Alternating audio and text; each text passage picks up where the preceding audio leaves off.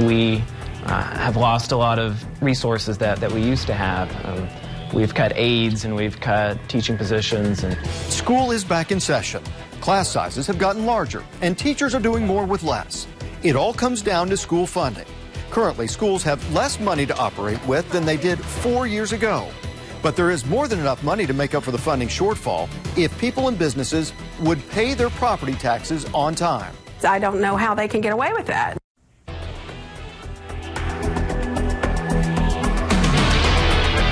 Good evening, I'm Karen Larson. And I'm Russ McCaskey. In the next half hour, the 2 News investigators will be tracking your tax dollars. Every year, you're taxed on income and property, but many don't pay their taxes. During this show, we will expose big businesses that are hundreds of thousands of dollars behind in their property taxes. And we'll introduce you to the person in Tulsa County who owes the most in back property taxes. You'll be shocked by the lifestyle she keeps. So how big is the problem? Here are the facts. Property taxes for 2012 were due by the end of March. Now, the good news is fewer than 10% of property owners in Tulsa County did not pay their taxes. The 2 News investigators asked for a list of those who did not pay back in April. The bad news is the list of delinquent properties for 2012 still ended up being more than 1,000 pages long. Now, these documents represent, as of today, more than 13,000 properties behind in taxes. The amount of money still owed to Tulsa County totals $12.4 million. You pay your taxes, so why should you care about those who don't? Because the majority of property taxes help fund our schools, paying for teachers, textbooks, computers, all the tools your children need to learn. 2 News investigator Marla Carter and the investigators team have spent over 200 hours tracking unpaid property taxes, and she joins us now with the results of this investigation. Well, Russ and Karen, this stack of papers represents all of those delinquent properties. And Tulsa Public Schools started last week understaffed by more than 40 teachers. And even if those were filled, the class sizes are still large. But the money these documents represent, 13,000 delinquent properties and more than $12 million, could go a long way to make up a lack of funding. Now, Marla, when we think of delinquent property taxes, we think of perhaps homeowners, but they actually make up a very small portion of those who don't pay. That's right. And looking at the top amount of unpaid taxes, we found businesses make up most of the list. 1/8, 1/8, 1/8. For Miss A, her math problem. How many eighths does it take to equal one whole? Is figuring out how to get 25 desks in a 300-square-foot classroom. Space is a precious commodity here. What's the top number called? With 25 students, this Burroughs Elementary room is a tight fit. People don't talk about the physical environment and the physical limitations of the classroom as well when you have 25 to 30 students. I've had multiple kids bonk their heads with each other when they're just trying to scoot out their chairs. Businesses make up the majority of delinquent property taxes. Taxes still owed for last year and are not available to help fund the schools. Businesses like this shopping center, 61st and South Memorial, Eaton Square. Its former owner, Transcontinental Realty out of Dallas, owes $120,000 for 2012, according to the county treasurer's office.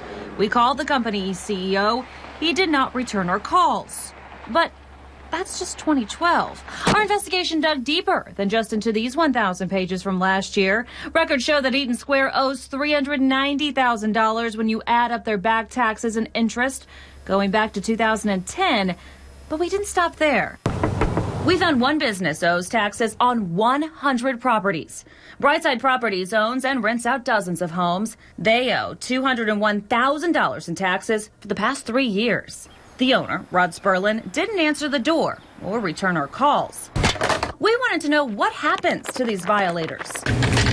So we went to the Tulsa County Treasurer's office. If they're not paid, they begin accruing interest at the rate of 1.5% per month. For the property owners here and the thousands of others who still owe for last year, that interest started accruing on May 15th. Eventually, after 3.5 years, if the property taxes and interest are not paid, the property will be sold for non-payment of taxes. And Eaton Square is one of those properties that was ready to be sold for back taxes back in June. However, we talked to the new owner, U.S. Acquisition Properties out of Denver in May, and they paid enough of those back taxes by the end of May to keep it from being sold. And they also told 2 News they do plan to pay the rest of the taxes owed by the previous owner over time. If the property taxes on just Eaton Square and Brightside Properties were brought up to date, it would be enough to pay the starting salaries of 16 more teachers. Those should be equal. For Miss A, that solution could mean fewer students in her classroom, more room for the children, and more room to learn. Well, you think that at some point in time, I don't know if it's getting community, parents involved, that we recognize the ramifications of these large class sizes on our students. Depending on the district, anywhere between 50 and 75% of your property taxes goes to fund education. The rest is split up to help fund other county services, such as the health department, libraries, and county jobs. But education takes the biggest chunk of the property tax pie. 2 News reporter Pete Knutson shows us the people delinquent taxes hurt the most. So this is a letter that I have written to you so that you can get to know me a little bit. One of the first assignments for the kids in Mr. Parsons' 5th grade class this year. You're going to tell me about you. Writing him letters so he gets to know each and every student, all 27. A big number that concerns Mr. Parsons. And so if you have 27 kids as opposed to 20, the classroom environment's just different. And then C, you guys go to music. The reason for larger class sizes, educators say, the lack of state funding, made worse by property taxes that go unpaid. The Union District, for example, shortchanged by nearly $900,000 because of those overdue property tax payments. It makes me angry. Liz Martin has 3 kids in Union schools and is active in the PTA. Zach's classes in 6th grade are pushing 30, she says, and her other kids, a freshman and junior, have classes pushing 40. Some rooms don't even have enough desks. And even though Liz says teachers do a wonderful job, those class sizes make one-on-one attention for her kids and every student difficult. It's frustrating when I know that they're not getting the contact with their teacher. Union administrators say they could make good use of that $900,000 in uncollected property tax money. It's enough to hire 20 more teachers and additional classroom aides. That's enough to staff an entire elementary school. And they'd offer more tutoring, too, they say, to kids who need it. But some property owners just aren't paying up. That everybody should pay their share. Everybody benefits from a good school system. District administrators say when you take those unpaid property taxes and add the loss of more than $5 million in general state funding since 2008, it's a 1-2 financial punch. We have lost a lot of resources that we used to have. We've cut aides and we've cut teaching positions. And no matter, Mr. Parsons says. If you're going to tell me anything else that you want me to know about you. He'll enjoy getting to know and teach every student in his class, no matter how many there are. Pete Knutson, 2 News works for you. After reviewing thousands of records identifying 13,000 business owners and residents who haven't paid their property tax, we found the one person who owes the most on their home property taxes, and her name is Lori Parsons. This is Lori Parsons, seen here at a golf tournament. She is the president and sole owner of Builders Steel Company Incorporated here in Tulsa. It's a construction company that, according to industry websites, has annual sales of around $10 million. She lives in a large home that's equipped with a theater room with leather seats, a fitness room, 11 baths, 7 bedrooms, and an in-ground pool, complete with her monogram in the tile bottom. Lori Parsons, who owns the home with her husband Brent, has been in the news lately. Earlier this month, Lori and Brent pleaded guilty to federal corruption charges. The charges were the result of a multi-million-dollar plan involving construction projects for the Choctaw Nation. According to court documents, the Parsons used Choctaw money paid to Builders Steel for goods and services to pay for personal items and trips. The sales receipts for their expenditures include the following: $855,000 at Louis Vuitton, $252,000 at Saks Fifth Avenue, $166,000 at Tiffany & Company. And those trips? $147,000 were spent on exclusive resorts. There was even a 1-week hunting trip to New Mexico that cost an additional $97,000. But none of the money Lori was spending went toward her property taxes on her home. Lori Parsons still owes $41,000 in property taxes for 2012. We wanted to know why she isn't paying. We started by calling. This is Marla with Channel 2. Then we went to her work. I'm Marla with Channel 2, and I'm here to see Lori Parsons. We tried to catch up with Lori Parsons at her 10,000 square foot home that's on the market for $2.6 million. In fact, it's so big, Our camera can't even capture the house in one shot. The Parsons weren't home. Neither Lori nor Brent Parsons returned our calls, but their attorney did give us this statement saying she has every intention of meeting her property tax obligations and will make every effort with her remaining resources to satisfy her obligations. The $41,000 she owes in back taxes on this home could put another teacher and a dozen computers into Jenks Public Schools. The U.S. Attorney's Office expects the Parsons to be sentenced in about 6 months, and they could face time behind bars. If they don't pay their property taxes, then the Jenks Public Schools District may not ever see their share of the money. Thanks, Marley. You've really made us see just how one person not paying their taxes can affect a school. We've been talking about how people and businesses not paying up hurt Tulsa County, but delinquent property taxes hurt school children all across Green Country, especially in the more rural counties. Here's what's owed in back property taxes in other counties. You can see here, combined, Pawnee, Osage, and Rogers counties are owed nearly $2.5 million. Creek and Wagner counties are owed more than $2,300,000. Property owners owe Okmulgee County more than $600,000 in back taxes. 2 News reporter Michelle Lowry goes to an Okmulgee public school and talks to the district's littlest students to see what they're facing without the money. And remember, it's going up and down or sideways. These second graders are tackling math. The sum is the answer to an addition problem. The problem of delinquent property taxes adds up to big shortfalls for these kids. It would take tens of thousands of little fingers to count the tens of thousands of dollars owed right now to Okmulgee Public Schools. Wow, that's surprising. It makes me kind of sad. Look at all of the different public school districts in Okmulgee County, and the amount due, more than $661,000. I'm just really floored at how much money that, should have been collected. Jackie McGirt is a well-loved 23-year veteran in the classroom. Thank you. That she's really, really nice. Sometimes she'll help us do work, like math. Hello, do you hear O? Okmulgee public school teachers and administrators say those thousands in delinquent taxes are sorely needed. Every penny we can get, man, we can use. Because there aren't enough teachers, computers, or books. Textbooks are a big thing. Principal Ware says even tables and chairs are a challenge. We'll scrounge around, we scavenge, we go to other buildings. In this pre-K class, the tables were collected from other sites. The chairs are brand new because parents held a fundraiser. The next step, sitting on the floor, and we don't want that to happen. So let's pay our taxes. What kind of math problem? It's not just individuals and businesses. The state of Oklahoma owes more than $7,000 in delinquent taxes in Okmulgee County alone. And that's what's sad, is because just because it's the state that owes the taxes, there's no penalties there. GLAD, is that a thing? That's right. The state's delinquent tax bill is not subject to penalties. So the consequences go back on our students, and that's not right. So what do we call the answer to a subtraction? Michelle Lowry, 2 News works for you. Now, as Michelle mentioned, even the state of Oklahoma is behind in paying property taxes.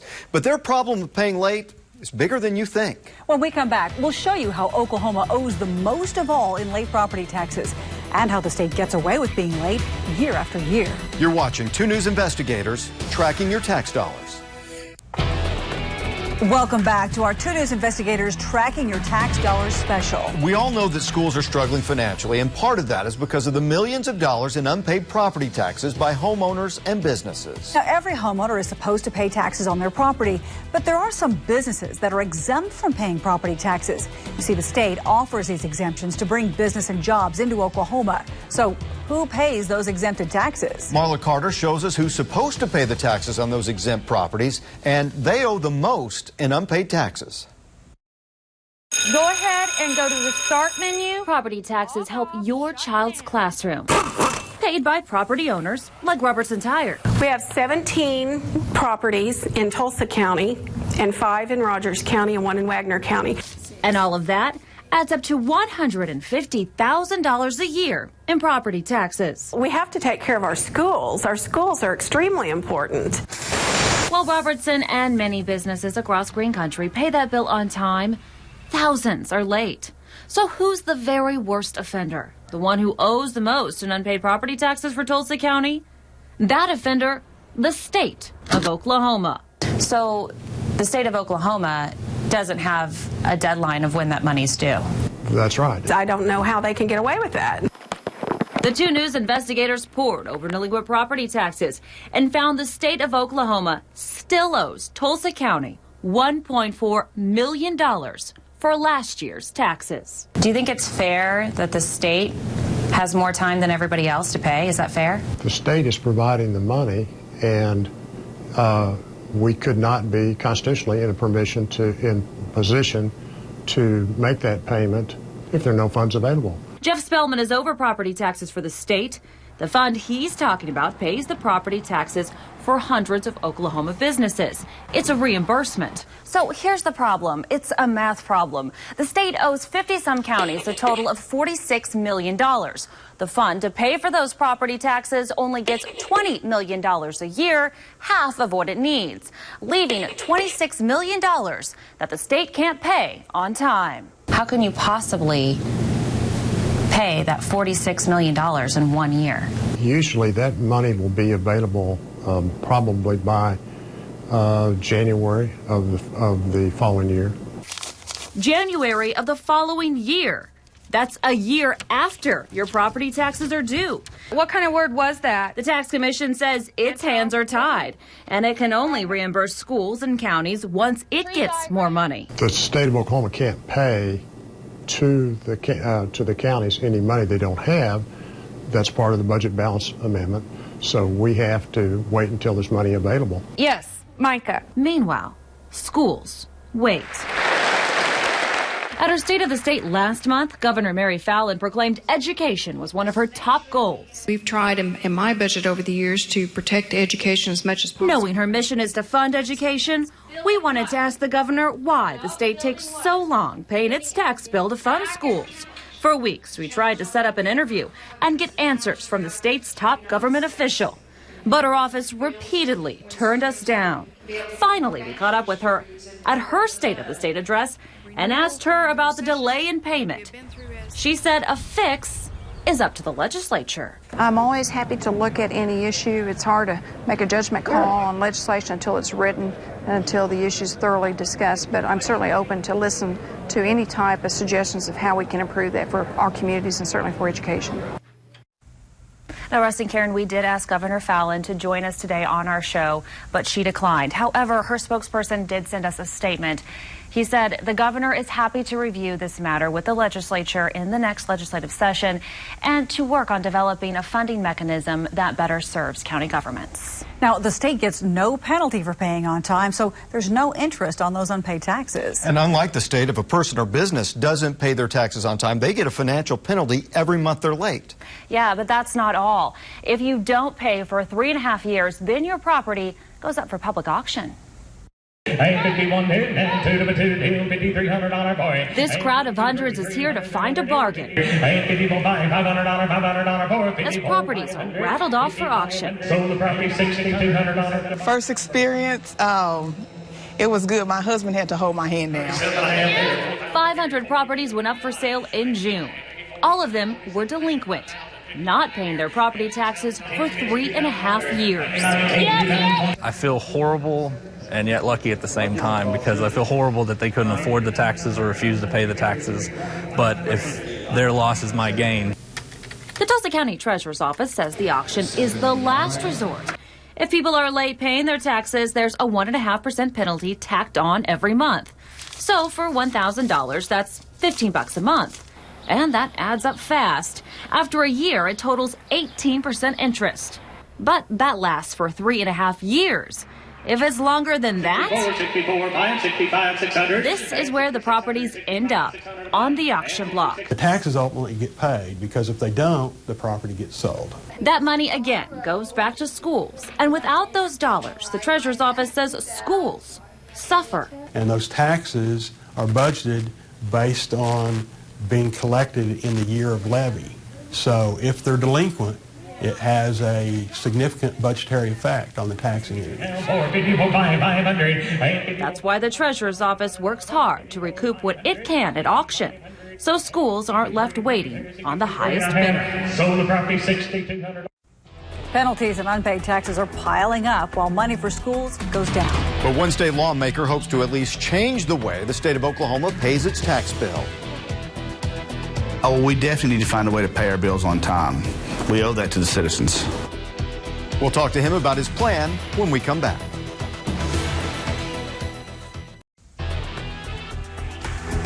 And we're joined by State Senator Sean Burge from Claremore. Thanks for being with us today. It's an honor and privilege to be here with you, Russ. All right, let's talk a little bit about this situation with school funding and the fact that the state owes more money to the schools than anybody else. How did this come about that you found out about it, and kind of what was your reaction initially? Well, I knew about the exemption, but I didn't know the size and breadth of the exemption until Marla brought it to my attention with Channel 2.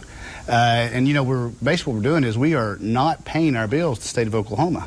We're allocating $20 million to pay $46 million worth of bills to counties. What is it going to take to be able to get the state to pay their bills and be able to lift Oklahoma up when it comes to funding for education? Well, I'm looking at maybe a legislative fix for this particular problem, but the problem is larger in not properly funding public education generally.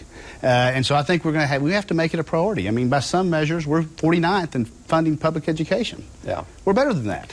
So next year, you're going to propose something and see where it goes from there, and hopefully we can solve this problem, pay our bills, and help kids get the education that they deserve. That's the plan. All right, we'll see how it goes. State Senator Sean Burge, thanks for joining us. Thank you.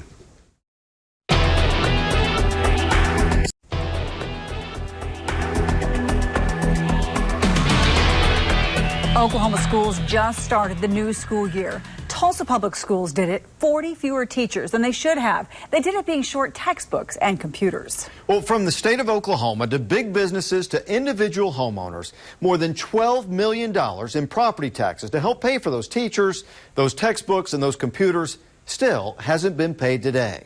Our 2 News investigators will continue to keep track of who's paying and who's not throughout the school year. Thank you for watching. Good night.